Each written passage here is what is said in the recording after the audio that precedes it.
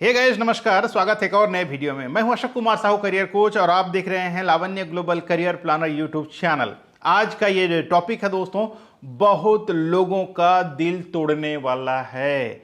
जी हाँ दोस्तों, और बहुत डरावना भी है, क्योंकि आज मैं जिस चीज के बारे में आपको आगाह करने जा रहा हूं, जिस चीज के बारे में आपको बताने जा रहा हूं, वो सुन करके आप शायद दुखी हो सकते हैं। अगर आप एक जॉब सीकर हैं, आपका भी सपना हो विदेश जा करके लाखों कमाने का, आपका भी सपना हो विदेश में जाकर सेटल होने का, आपका भी सपना हो विदेश में जाकर घूम के आने का, आपका भी सपना हो विदेश में जाकर के बिजनेस करने का, तो कहीं ना कहीं ये सपना अधूरा हो सकता है। जी हाँ, क्योंकि आज मैं इसलिए इस बात को आपके सामने ला के रख रहा हूं कि जो न्यूज अभी आया है दोस्तों, यूएस एम्बेसी के तरफ से, जो कि 2000 वीजा अपॉइंटमेंट को कैंसिल कर दिया गया है। 2000 माने रखता है दोस्तों, 2000 वीजा एप्लीकेशंस को कैंसल्ड कर दिया गया है। क्या है कारण, क्यों ऐसा किया गया, तमाम चीजों के बारे में आज हम विस्तार से जानेंगे। आपको समझना है, अगर आपका भी सपना हो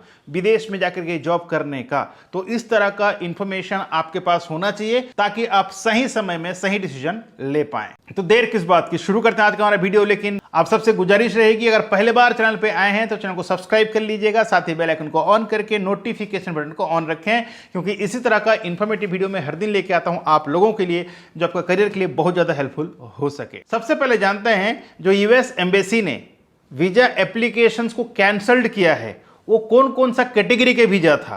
तो बता दूं, ये बहुत सारे कैटेगरी के वीजा था, जैसे B1, B2। B1 क्या होता है? B1 जो होता है दोस्तों, ये बिजनेस वीजा होता है। B2 जो होता है, ये विजिट वीजा होता है।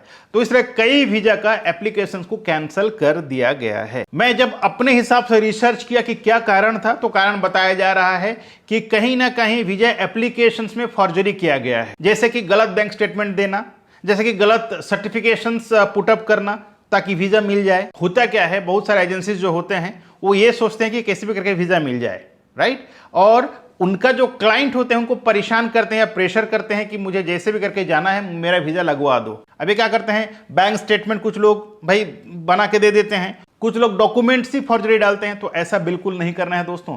आप जा रहे हैं विदेश, अगर आपके पास प्रॉपर डॉक्यूमेंट नहीं है तो प्लीज डू नॉट अप्लाई। मैं ये बात आज नहीं, पिछले कई सालों से आप लोगों को समझाते आया हूं, कभी भी गलत एक्सपीरियंस लेटर ना दें, कभी भी गलत डॉक्यूमेंट सबमिशन ना करें, कभी भी गलत बैंक स्टेटमेंट ना दें। लेकिन आप लोग सुनते नहीं हैं, जो है वही दीजिए ताकि आपका जो सपना है आप पूरा कर सकें। नहीं है तो कोशिश कीजिए उसको क्रिएट करने का, और एक साथ बड़े बड़े देशों में जाने का सपना ना देखें। छोटे देश से शुरुआत करें ताकि आपका ट्रैवल हिस्ट्री एक्यूरेट हो, ताकि एम्बेसी को लगे कि आप फॉर्जरी नहीं है, आप फ्रॉड नहीं है। आप जब विदेश जाएंगे तो आप कुछ काम के लिए जा रहे हैं। अगर आप B1 में जा रहे हैं तो आप बिजनेस करके ही आएंगे, आप ट्रैवल में जा रहे हैं तो आप जा करके घूम करके आप वापस आएंगे। ये कॉन्फिडेंट उस देश को रहेगा, तभी जाके आपका सपना पूरा हो सकता है। आगे बढ़ने से पहले हम जानते हैं, जो यूएस का वीजा है, कितना दिन का समय लग रहा है अपॉइंटमेंट के लिए। मैं वीजा की बात नहीं कर रहा हूं, अपॉइंटमेंट डेट की बात कर रहा हूं, कितना दिन का समय लगता है। तो मैंने जो रिसर्च किया है उसके हिसाब से न्यू दिल्ली का लगता है लगभग 440 दिन, ठीक है। मुंबई का लग रहा है 440 दिन। चेन्नई की बात करें तो चेन्नई में लग रहा है 436 दिन। हैदराबाद की बात करें तो हैदराबाद में लग रहा है 429 दिन। बात करें कोलकाता का तो कोलकाता का लग रहा है 415 दिन। ये जो मैंने आपको बताया दोस्तों, ये यूएस एम्बेसी और कॉन्सुलेट इतना समय ले रहे हैं यहां का वीजा एप्लीकेशंस को प्रोसेस करने के लिए, यानी लगभग 8 से 9 महीने का समय सिर्फ अपॉइंटमेंट देने को लग रहा है। अब इसके चलते वहां का गवर्नमेंट का ये कहना है कि उनके पास स्टाफ की कमी की वजह से डिले हो रहा है और उसको रेक्टिफाई करेंगे। लेकिन वहां के सरकार डायरेक्टली बोल दिया है कि वहां के एजेंसीज वाले ही घपला कर रहे हैं, गलत गलत डॉक्यूमेंट सबमिशंस कर रहे हैं। तो इसमें मैं तो एक जन को दोष नहीं दूंगा, मेरे हिसाब से दोनों दोषी हैं, जो अप्लाई कर रहा है वो भी, जो एजेंसी है जो भी। इसमें दोनों को ही सही डॉक्यूमेंट सबमिशंस करना चाहिए। भले वीजा मिले ना मिले ये सेकेंडरी है, क्योंकि ये ना सिर्फ आपका बल्कि पूरा देश का बदनाम होता है, राइट। तो इस तरह का काम नहीं करना चाहिए। अब हम जानते हैं और कंपेयर भी करते हैं कि यूएस में जाने के लिए जो मैंने समय बताया 8 से 9 महीने का समय, क्या अगर आप दूसरा देश जाते हैं क्या वहां भी इतना समय लगेगा एप्लीकेशन प्रोसेस करने में? चलिए देखते हैं। यूएस का मैंने बताया, यूएस का जो है 400 से 415 दिन, 25 दिन, 30 दिन इस टाइम लग रहा है। बात करें यूके का दोस्तों, तो यूके का जस्ट 21 डेज लगता है। ऑस्ट्रेलिया आप देख सकते हैं सिर्फ 28 दिन में हो जाता है। जर्मनी की बात करें तो 45 दिन का समय लगता है।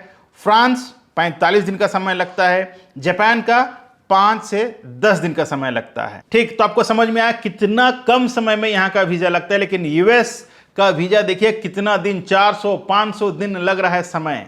इसका मतलब है कहीं ना कहीं कुछ प्रॉब्लम है। अब मैं आपको बताता हूं, अपने मन से नहीं कह रहा हूं मेरा भाई, जो न्यूज आ रहा है वो मैं आपको बता रहा हूं।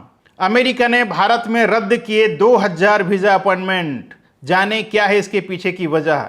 जानकारी के मुताबिक वीजा आवेदन में कुछ गड़बड़ियों की शिकायत सामने आई थी, इसी के बाद यह फैसला लिया गया है। ठीक है, अब यहां देख सकते हैं अमेरिका में डोनाल्ड ट्रंप की सत्ता में वापसी के बाद ही कई बड़े कदम उठाए जा रहे हैं। टैरिफ के मामले को लेकर मचा बवाल अभी खत्म भी नहीं हुआ कि भारत में अमेरिका दूतावास ने 2000 से अधिक वीजा अपॉइंटमेंट्स रद्द कर दिए हैं। इसके पीछे धोखाधड़ी की गतिविधियों को वजह बताया जा रहा है। जानकारी के मुताबिक वीजा आवेदन में कुछ गड़बड़ियां की शिकायत सामने आई थी, इसी के बाद यह फैसला लिया गया है। तो ये आप एक बार पूरा पढ़ लीजिए, मैं लिंक इन डिस्क्रिप्शन में दे दूंगा, जाके आप जरूर पढ़ लीजिएगा। तो दोस्तों, लेकिन मैंने और कई समाचार और न्यूज पढ़ा है जिसमें यह कहा जा रहा है कि यूएस का जो भी कॉन्सुलेट है या एम्बेसी है इंडिया में, वहां पर स्टाफ की कमी के वजह से ये डिले होता है। और वो ये भी कहे हैं कि बहुत जल्द वो अपना स्टाफ को फुलफिल करेंगे ताकि जो एप्लीकेशंस है वो जल्द से जल्द निपटारा हो सके। और ये सिर्फ यूएस की बात नहीं है, अगर आप यूरोप भी जाना चाहते हैं तो यूरोप का पहले 1 महीना 1.5 महीने में काम हो जाया करता था, लेकिन अब कम से कम 4 से 5 महीने का समय लगता है। और सभी का यही कारण बताना है कि भाई स्टाफ कम है, इस वजह से एप्लीकेशन लेट हो रहा है। लेकिन मैं आप सभी से यही गुजारिश करूंगा, मेरा जितना भी व्यूअर हैं जो मुझे विश्वास करते हैं, जो मुझे देखते हैं, आप जब एप्लीकेशंस करते हैं जॉब्स के लिए, विदेश जाने के लिए, चाहे वो टूरिस्ट वीजा हो, स्टडी वीजा हो, बिजनेस वीजा हो या जॉब वीजा हो, सारे डॉक्यूमेंट्स आप ऑथेंटिक दीजिए ताकि आपका भी प्रोफाइल सही रहे, आप वहां जाने के बाद भी आपको कोई आंच ना आए। अगर आप इलीगल तरीके से जाएंगे, जैसे डोंकी के तरीके से कोई जा रहा है, कोई वहां J1 में चला गया 1 साल का इंटर्नशिप प्रोग्राम में और वहां छुप के रह गया, तो इस तरह की गलती ना करें। मैं तो ये कहना चाहूंगा कि भाई अगर आप ऐसे करेंगे तो जो आने वाले दिनों में जो बच्चे जाना चाहेंगे, जो ट्रेनिंग के लिए, जो मैनेजमेंट ट्रेनिंग के लिए जाते हैं J1 ट्रेनिंग में, एक्सचेंज प्रोग्राम में, उनका भी प्रॉब्लम हो सकता है। तो आप लोग ऐसे गलती बिल्कुल ना करें। जब जाते हैं आप 1 साल के लिए, वहां कंप्लीट करके आप वापस आ जाएं और फिर आप लीगल तरीके से जाएं, ज्यादा बेहतर होगा कि नहीं होगा। आपका क्या कहना है इस मामले में, नीचे कमेंट बॉक्स में जरूर बताएं। क्या इलीगल तरीके से जाना चाहिए? मेरे हिसाब से तो बिल्कुल नहीं। आप क्या सोचते हैं, आप क्या कहना चाहते हैं, कमेंट बॉक्स में कमेंट्स जरूर दीजिएगा। अगर आज का हमारा वीडियो अच्छा लगा हो तो वीडियो को लाइक, कमेंट और शेयर भी जरूर करें। आज के लिए बस इतना ही। मैं अशोक कुमार साहू करियर कोच आपसे विदा लेता हूं आज की इस वीडियो से। मिलते हैं इसी तरह का एक और नए वीडियो में नए टॉपिक के साथ। तब तक के लिए आप रखें अपना ख्याल और मुझे दी इजाजत। Thank you so much. जय हिंद, जय भारत।